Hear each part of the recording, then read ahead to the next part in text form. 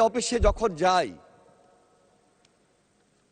25 জুলাই আমাদের সিনিয়র অনেক নেতৃবৃন্দ ডিবি অফিসে চোখ বাঁধা অবস্থায় ছিলেন। উপর্যুপরি তাদের উপর অত্যাচার হয়েছিল, নির্যাতন হয়েছিল। আমরা একত্রিত হয়ে প্রতিবাদ করি। এই প্রতিবাদ করা অবস্থায় আজকের সরকার দলীয় অনেক সদস্য তো ছিলেনই, আমাদের অনেক ছাত্রনেতাও ছিলেন এবং বিরোধী দলীয় যারা এখানে কথা বলেছেন তারাও সেদিন এক রুমে একভাবে আমরা আবদ্ধ অবস্থায় নির্যাতিত অবস্থায় ছিলাম। আমরা যখন উপর্যুপরি ওই ডিবি অফিসে শুনছিলাম যে হত্যা এবং হত্যা হচ্ছে, খুন এবং খুন, রক্ত এবং রক্ত, তখনও বুঝতে পারি নাই 5 আগস্ট সেদিন ওই ফ্যাসিবাদ বিদায় নেবে। মহান আল্লাহ তাআলার হুকুম 5 তারিখে 5 আগস্ট আমরা যখন দেখলাম ফ্যাসিস্ট বিদায় নিয়েছে,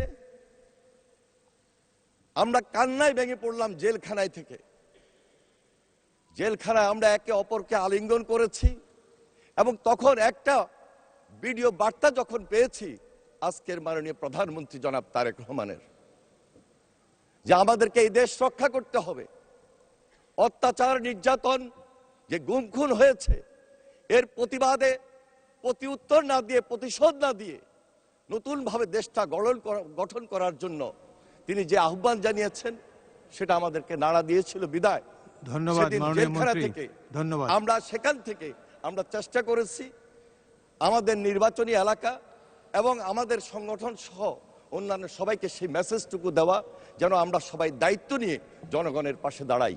মাননীয় স্পিকার, আজকে আমি এখানে উপস্থিত সরকারি দল, বিরোধী দল এবং যারা নির্বাচিত হয়ে মাননীয় সংসদ সদস্যবৃন্দ এসেছেন, এই জাতি আমাদেরকে দিকে তাকিয়ে আছে।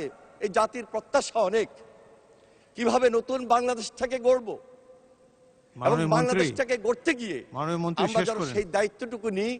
আজকে তাই আজকে আমি মনে করছি যে আপনি আমাকে যে সুযোগটা করে দিয়েছেন, আমরা এখান থেকে সবাই ঐক্যবদ্ধ হয়ে নতুন বাংলাদেশ গড়ার ক্ষেত্রে জনগণের পাশে থেকে জনগণের জন্য এই বাংলাদেশ, জনগণের জন্য এই বাংলাদেশটাকে আমরা যেন এই পার্লামেন্টকে, গণতন্ত্রের ভিতকে শক্তিশালী করার মধ্য দিয়ে আজকের এই মাহেন্দ্রক্ষণে আমরা যেন সেই মন্ত্রী অনেক ধন্যবাদ পাশে জনগণের যে সরকার এবং এই সরকারের নেতৃত্বে গণতন্ত্রের ভিতকে শক্তিশালী করার সবাইকে সে আহ্বান জানিয়ে আমি আমার বক্তব্য শেষ করছি। ধন্যবাদ মাননীয় মন্ত্রী। বিদ্যুৎ বিভ্রাট